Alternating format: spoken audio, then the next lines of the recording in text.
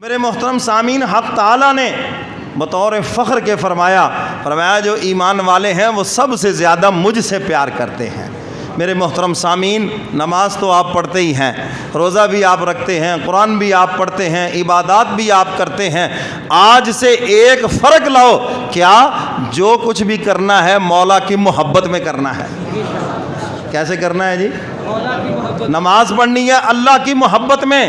یہ جو نوجوان کہتے ہیں جناب ہم نماز پڑھتے ہیں، کوئی مزہ نہیں ہے، کوئی سرور نہیں ہے، کوئی دل نہیں لگتا عبادت کے اندر، آج کے بعد عبادت کرو اللہ کی محبت کے اندر، پھر دیکھنا کہ عبادت میں مزہ کیسے آتا ہے۔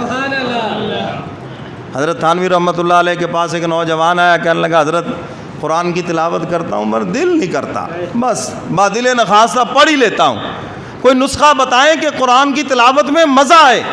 حضرت فرمانے لگے آج کے بعد جب قرآن کی تلاوت کرو نا تو یہ یقین کر لینا کہ میں اللہ کے قرآن کی تلاوت کر رہا ہوں، اللہ میاں سامنے بیٹھے سن رہے ہیں۔ اللہ میاں ہر جگہ ہے یا نہیں؟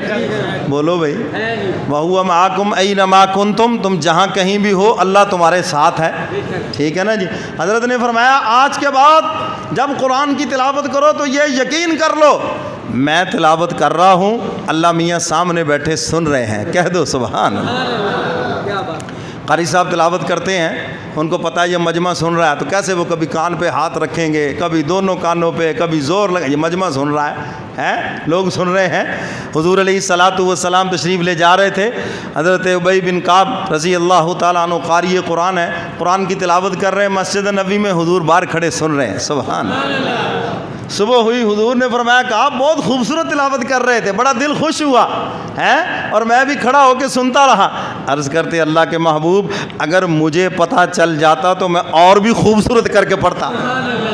حضور سن رہے ہیں، آپ سن رہے ہیں، تو یہاں سے مسئلہ نکالا اگر شیخ کو خوش کرنے کے لیے بھی نیک عمل کرو گے خدا کے دربار میں وہ بھی قبول ہے، کیونکہ وہ تربیت جو کر رہا ہے۔ اللہ اکبر۔ تو حضرت تھانوی رحمۃ اللہ علیہ فرماتے ہیں قرآن کی تلاوت کرو، آج سے یہ یقین کر لو میں تلاوت کر رہا ہوں اللہ میاں سن رہے ہیں۔ کچھ دنوں کے بعد وہ نوجوان آیا، فرمایا بتاؤ بھی اب کیا کیفیت ہے؟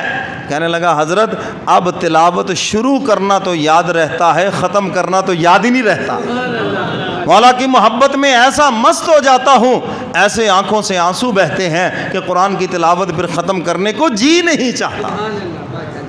صحابہ کرام کے بارے میں تو آپ سنتے ہیں، نماز پڑھتے تھے تو پرندے آ کے سروں پہ بیٹھ جاتے تھے انہیں بے جان لکڑی سمجھ کر، اور ایک ہماری نمازیں بھی ہیں خیر سے، میرا خیال ہے پوری مسجد کے نمازیوں کے لیے ایک مکھی کافی ہے۔ کیوں جی؟ بس ایک موقع نماز میں کوئی یوں کر رہا ہے، کوئی ادھر دیکھ رہا ہے، کوئی ادھر دیکھ رہا ہے جی، پتہ ہی نہیں بس۔ اس کی وجہ کیا ہے کہ ہمارا نماز کے اندر دل نہیں لگا، حاضری ہے حضوری نہیں۔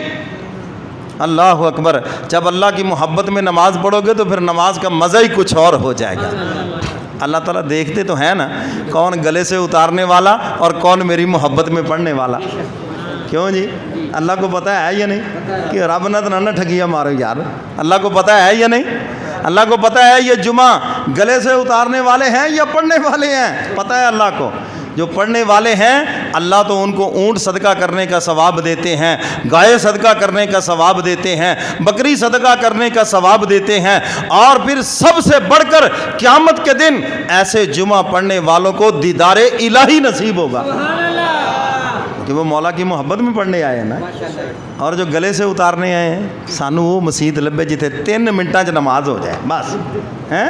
حالانکہ جمعے کا خطبہ واجب ہے جی، اس کا سننا واجب کوئی نہیں، بس ٹھیک ہے جی، پڑھائی لب گیا سانو ہے۔ نماز کے اندر بھی کوشش ہوگی بس دوسری رکعت کے رکوع میں مل جائیں۔ محبت میں پڑھنا اور اسی طرح بیزاری سے پڑھنا دونوں ایک ہے یا فرق ہے؟ ہے فرق یا نہیں؟ اگر آپ کو پتہ ہے تو اللہ میاں کو نہیں پتہ؟ پتہ ہے نا۔ تو بس یہی مشق ہے یہاں پر، آپ نماز پڑھیں مولا کی محبت میں، جمعہ پڑھیں مولا کی محبت میں، قرآن کی تلاوت کریں اللہ کی محبت میں، نیک کام کریں اللہ کی رضا کے لیے، اس کی محبت کے اندر کام تھوڑا بھی ہوگا کل قیامت کے دن اجر اس کا بہت زیادہ آپ کو ملے گا۔ اور جب اللہ کی محبت میں کریں گے نا جی تو پھر تکبر کی بھی جڑ کٹ جائے گی، ریاکاری کی بھی جڑ کٹ جائے گی، دکھلاوے کی بھی جڑ کٹ جائے گی۔ کیوں؟ آپ کے دل میں تو ایک ہی خواہش ہے میرا مولا مجھ سے راضی ہو جائے۔ میرا اللہ مجھ سے راضی ہو جائے۔ اور جب اللہ کی محبت نہیں ہوگی تو پھر ہوگا جی لوگ کہیں جی واہ واہ واہ، بڑے حاجی صاحب ہیں جی، بڑے نمازی صاحب ہیں جی، بڑے یہ دیندار ہیں جی، بڑا صدقہ خیرات کرتے ہیں۔ یہ ساری ریاکاریاں اس وقت دل میں آتی ہے جب دل مولا کی محبت سے خالی ہو جائے، اور جب اللہ کی محبت ہو تو انسان تو پھر اللہ کی طرف جاتا ہے، میرا مولا مجھ سے راضی ہو جائے، مجھے دنیا کی کوئی پرواہ نہیں۔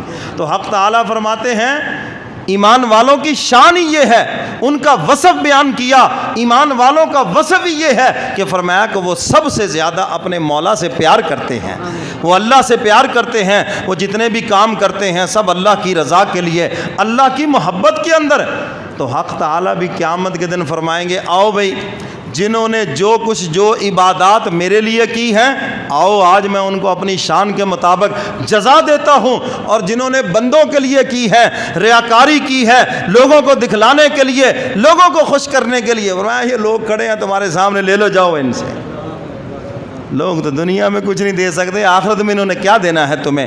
تو اس لیے میرے محترم سامعین، بس آج کی اس نشست کے اندر یہی آپ سے عرض کروں گا، والذین آمنوا اشد حبا للہ، ایمان والوں کو سب سے زیادہ اللہ سے پیار کرنا چاہیے، اور اس کی محبت کے اندر عبادت کریں۔ جب مولا سے آپ محبت کریں گے اطاعت بھی آسان ہو جائے گی، فرما برداری بھی آسان ہو جائے گی، نماز روزہ بھی آسان ہو جائے گا، بلکہ جتنی عبادات ہیں صرف آسان ہی نہیں ہوں گی بلکہ مزیدار بھی ہو جائیں گی۔ اللہ تعالیٰ مجھے اور آپ کو قرآن و سنت پہ عمل کی توفیق عطا فرمائے۔